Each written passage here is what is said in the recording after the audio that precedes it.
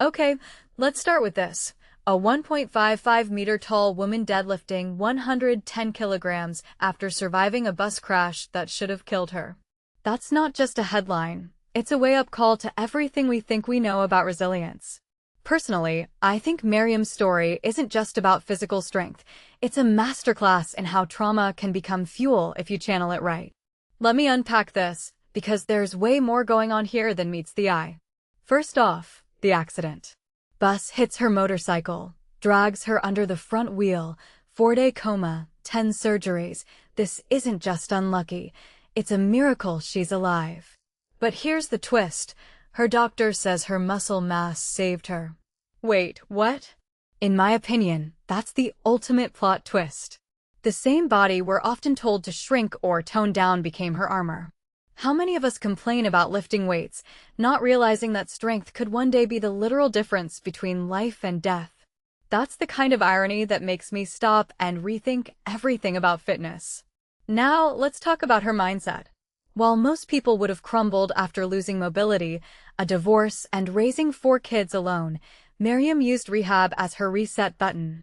She started bicep curls in a hospital bed like, what even is our excuse? This raises a deeper question.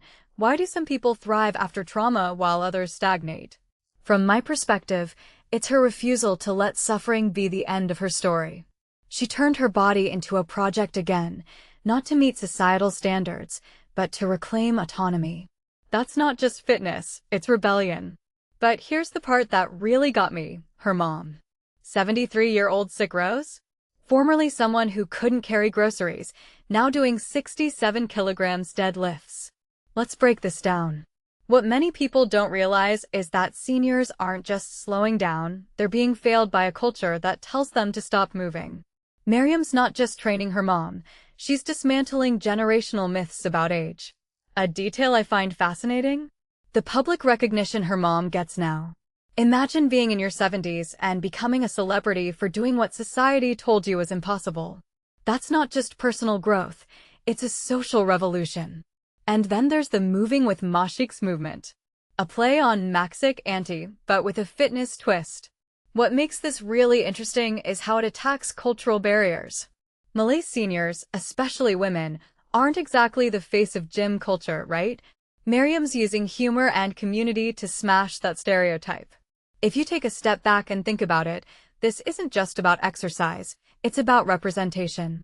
She's creating a space where aunties aren't just tolerated but celebrated for breaking rules they were never supposed to break.